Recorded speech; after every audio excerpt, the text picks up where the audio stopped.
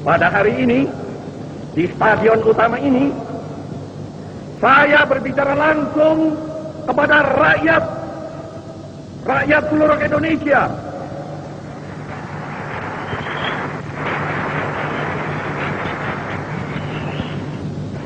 Bahkan juga langsung kepada seluruh dunia, dari timur sampai ke barat, dari utara sampai ke selatan. Saya sekarang tidak terutama sekali berbicara sebagai presiden mandataris, tidak sebagai presiden perdana menteri, tidak sebagai presiden panglima tertinggi. Saya berbicara di sini sebagai penyambung lidah rakyat Indonesia.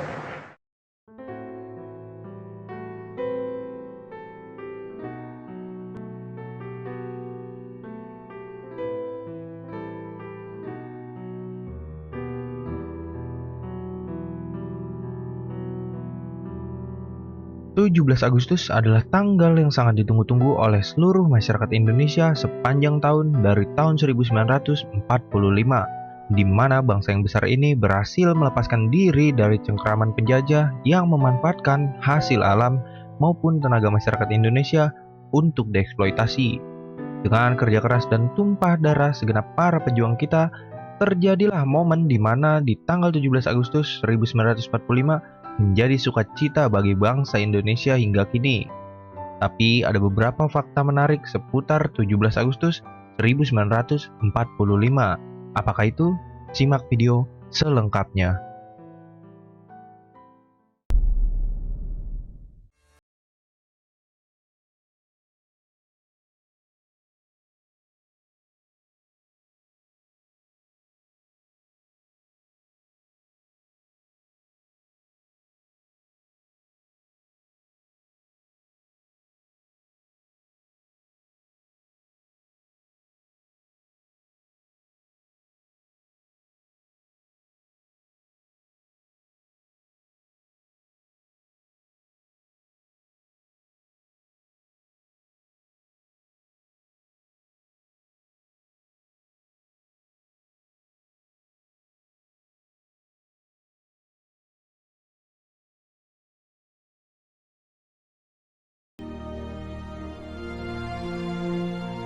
Proklamasi.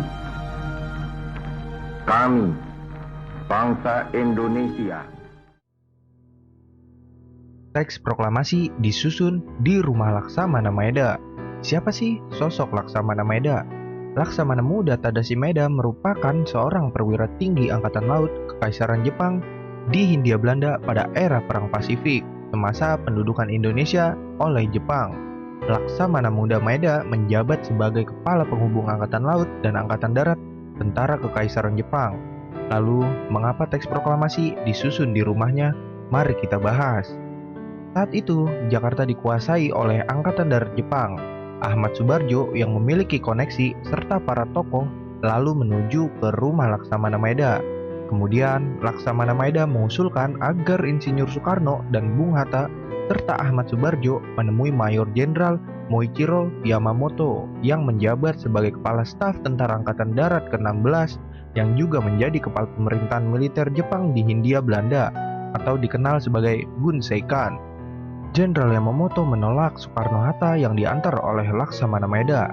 Ia pun menyuruh Mayor Jenderal Otoshi Nishimura sebagai Kepala Staf Departemen Urusan Umum Pemerintahan Militer Jepang untuk menerima kehadiran mereka. Nishimura menerangkan bahwa kondisi sudah berubah, janji kemerdekaan sudah tidak bisa diwujudkan lagi. Lantas, mereka pun kecewa dengan jawaban Nishimura.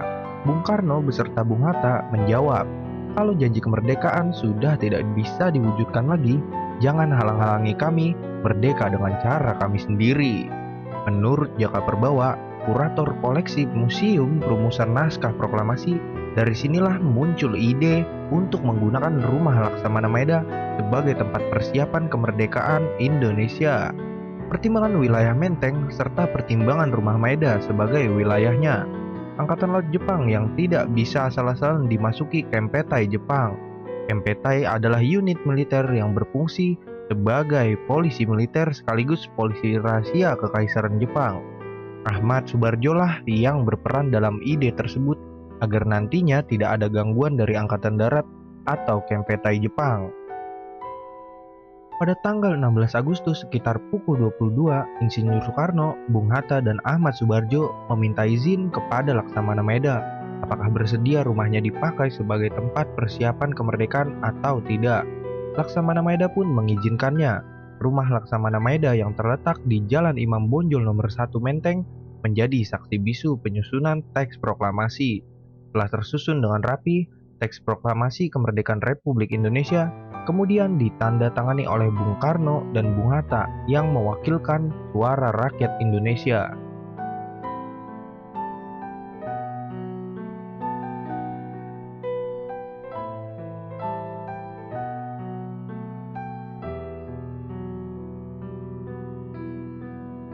Soekarno sedang sakit saat membacakan teks proklamasi.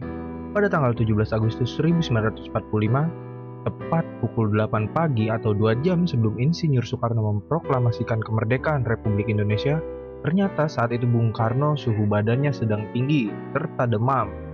Perkiraan awalnya Bung Karno kelelahan karena begadang saat menyusun teks proklamasi kemerdekaan di rumah Laksamana Muda Maeda. Kemudian dokter pribadi Bung Karno, yaitu Dr. Soeharto, datang ke kediaman Bung Karno di Jalan Pegangsaan Timur, nomor 56 Jakarta Pusat. Lokasi ini juga menjadi tempat teks proklamasi kemerdekaan diproklamirkan. Setelah Dr. Soeharto memeriksa Bung Karno, ternyata beliau menderita malaria, atau lebih tepatnya malarianya kumat. Karena penyakit tersebut sudah diderita Bung Karno sejak di pengasingan, Dr. Soeharto pun memberikan suntikan beserta obat. Lalu Bung Karno tidur untuk sementara dan bangun pada pukul 9 pagi, kemudian di pukul 10 pagi, Bung Karno memproklamasikan kemerdekaan Republik Indonesia. Ini merupakan perjuangan yang sangat hebat dari Bung Karno.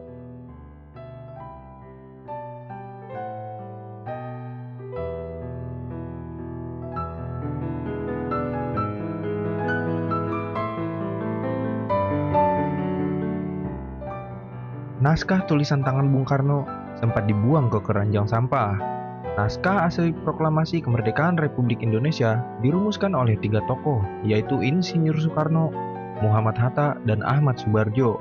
Selanjutnya, naskah tersebut dimintai persetujuan dalam sidang yang dihadiri oleh sekitar 40 orang, dan kemudian naskah tersebut diketik ulang oleh Sayuti Melik.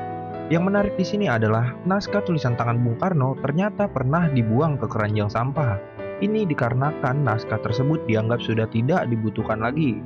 Saat itu Burhanuddin MD yang mengambilnya kembali untuk dijadikan dokumen pribadi. Sampai setelah saat rapat perumusan naskah proklamasi berakhir, Burhanuddin masih menyimpannya dengan baik. Kemudian Burhanuddin menyerahkan naskah proklamasi tulisan tangan Bung Karno tersebut kepada Presiden Soeharto pada tahun 1995. Dan di tahun yang sama naskah tersebut disimpan di Arsip Nasional Republik Indonesia hingga saat ini.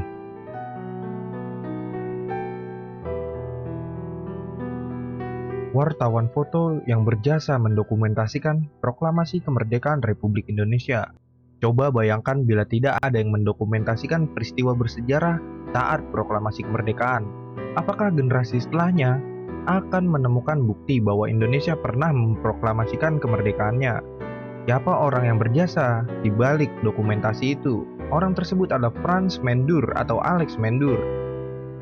Pada tanggal 17 Agustus 1945, Frans Mendur yang mendengar kabar bahwa akan ada peristiwa bersejarah, yaitu pembacaan teks proklamasi kemerdekaan Republik Indonesia di kediaman Insinyur Soekarno dari sumber harian Asia Raya. Sang kakak Alex Mendur juga mendengar kabar serupa. Mereka berdua pun bergegas ke lokasi tersebut dengan menempuh rute yang berbeda. Saat itu Jepang mengaku kalah pada Sekutu beberapa hari sebelumnya. Kabar penting tersebut belum diketahui secara luas oleh masyarakat Indonesia. Dikarenakan radio masih disegel oleh pihak Jepang, serta bendera Hinomaru atau bendera nasional Jepang masih berkibar di mana-mana. Patroli tentara Jepang pun masih bergentayangan dengan persenjataan lengkap. Dengan cara mengendap-endap, Frans dan Alex sukses ke lokasi pembacaan teks proklamasi di Jalan Pegangsaan Timur, nomor 56, Jakarta Pusat. Waktu pun masih menunjukkan pukul 5 pagi. Pada pukul 10 pagi, Bung Karno dan Bung Hatta memproklamasikan kemerdekaan Republik Indonesia. Upacara proklamasi dilaksanakan secara sederhana. Tanpa protokol, hanya Franz dan Alex yang hadir selaku fotografer. Franz sukses mendapatkan 3 foto bersejarah. Foto yang pertama adalah Insinyur Soekarno sedang membacakan teks proklamasi. Foto kedua, pengibaran bendera merah putih oleh anggota PETA atau pembela tanah air, Latif Hendra-Ningrat. Dan foto ketiga adalah suasana serta para pemuda yang sedang menyaksikan pengibaran bendera. Setelah upacara selesai, kakak beradik ini meninggalkan lokasi pembacaan teks proklamasi. Kemudian tentara Jepang memburu mereka. Singkat cerita, Alex tertangkap. Foto-fotonya disita dan dimusnahkan. Namun kabar baiknya, Franz berhasil lolos. Hasil negatif foto, ia kubur di tanah dekat sebuah pohon di halaman belakang kantor harian Asia Raya. Tentara Jepang lantas menemukan dan menghampiri Franz, tapi beliau berhasil beralibi. Hasil negatif foto tersebut sudah diambil oleh barisan pelopor tentara Jepang. Walaupun hasil negatif foto aman, perjuangan pada saat mencuci dan mencetak foto itu pun tidak sepele. Franz dan Alex harus diam-diam menyusup pada malam hari, memanjat pohon, serta melompati pagar di samping kantor Domei. Negatif foto pun berhasil dicetak. Risiko di balik perjuangan kedua bersaudara ini ialah penjara bila tertangkap oleh tentara Jepang, bahkan hukuman mati. Tanpa perjuangan mereka dan tanpa jepretan Franz, maka proklamasi Indonesia tidak terdokumentasi secara visual dalam bentuk foto. Proklamasi kemerdekaan hanya diberitakan secara singkat di harian Asia Raya pada tanggal 18 Agustus 1945. Minus foto dikarenakan disensor oleh pihak Jepang.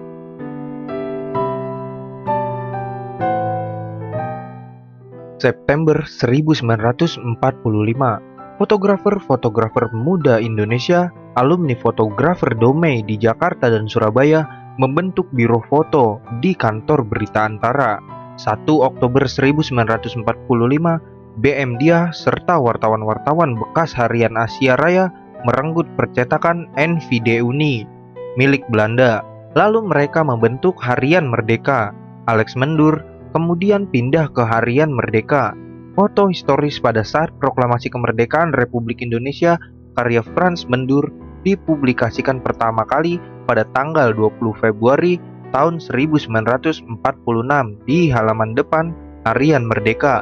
Franz Mendur dan Alex Mendur lalu menggagas pendirian Indonesia First Photo Service atau IPHOS.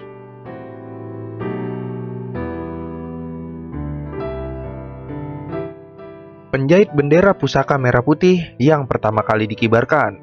Mari kita kembali meluruskan sejarah tentang bendera pusaka.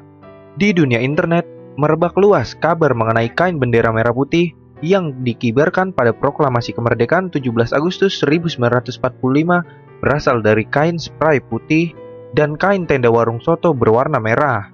Apakah kabar tersebut benar adanya? Istri Bung Karno yaitu Fatmawati menceritakan di mana beliau mendapatkan kain untuk bendera merah putih. Dalam bukunya yang berjudul Catatan Kecil Bersama Bung Karno Volume 1 yang terbit pada tahun 1978. Berdasarkan ucapan Fatmawati, suatu hari, Oktober 1944, tatkala kandungannya berumur 9 bulan, Guntur lahir pada 3 November 1944. Seorang perwira datang membawakan kain 2 blok. Satu blok berwarna merah, yang satunya lagi berwarna putih, mungkin dari kantor Jawa Hokokai. Dengan kain tersebutlah, Fatmawati menjahit sehelai bendera merah putih memakai mesin jahit tangan, dikarenakan tidak boleh lagi menggunakan mesin jahit kaki. Pemberian kain itu rupanya berkaitan dengan pengumuman Perdana Menteri Koiso pada tanggal 7 September 1944. Yang isinya bahwa Jepang akan berjanji memberikan kemerdekaan kepada Republik Indonesia kelak di kemudian hari. Perwira yang mengantarkannya ialah seorang pemuda bernama Khoirul Basri. Khoirul mendapatkannya dari Hitoshi Shimizu, kepala Sendenbu. Sendenbu merupakan departemen propaganda dari pihak Jepang. Dikutip dari Kompas.com 24 Juli 2011, menurut Sukmawati Soekarno Putri, Fatmawati menjahitnya sambil sesekali terisak dalam tangis karena beliau tidak menyangka Indonesia akhirnya akan merdeka dan mempunyai bendera serta kedaulatan sendiri. Pada tahun 1978, Hitoshi Shimizu diundang oleh Presiden Soeharto untuk menerima penghargaan dari pemerintah Indonesia karena dianggap beliau berjasa meningkatkan hubungan Indonesia dengan Jepang. Setelah menerima penghargaan tersebut, Hitoshi bertemu dengan teman-temannya selama pendudukan Jepang di Indonesia. Di kesempatan itulah Fatmawati bercerita kepada Hitoshi bahwa bendera pusaka berasal dari kain yang diberikannya. Dikutip dari memoir Khoirul Basri, Apa Yang Saya Ingat. Mengutip History ID, pada kesempatan lain, waktu berkunjung ke Indonesia, Hitoshi menceritakan kepada Khoirul Basri bahwa dia pernah memberikan kain merah putih kepadanya untuk diserahkan kepada Ibu Fatmawati. Kain tersebut diperoleh dari gudang Jepang di daerah Pintu Air, Jakarta Pusat, tepatnya di depan bekas bioskop Capitol. Saya diminta oleh Hitoshi Shimizu untuk mengambil kain dan mengantarkannya kepada Ibu Fatma, kenang Khoirul Basri. Tiba waktunya pembacaan teks proklamasi kemerdekaan. Saat itu Fatmawati akan melangkahkan kaki keluar dari pintu rumahnya. Terdengarlah teriakan bahwa bendera belum ada. Kemudian Fatmawati balik mengambil bendera yang telah dibuatnya ketika Guntur masih dalam kandungan. 1,5 tahun sebelumnya, bendera itu diberikan kepada salah satu yang sedang hadir di tempat, di depan kamar tidur. Di antaranya mereka ialah Sudiro, bekas wali kota DKI, Suhut, dan Latif Hendraningrat. Bergegas mereka menuju lokasi upacara. Di posisi paling depan, Bung Karno, lalu Bung Hatta, kemudian Fatmawati. Setelah Bung Karno memproklamasikan kemerdekaan Republik Indonesia, Latif Hendraningrat beserta Suhut kemudian mengerek bendera pusaka merah putih sebagai simbol bahwa Indonesia sudah berdaulat berdasarkan proklamasi yang dibacakan Bung Karno dan Bung Hatta mewakili seluruh rakyat Indonesia.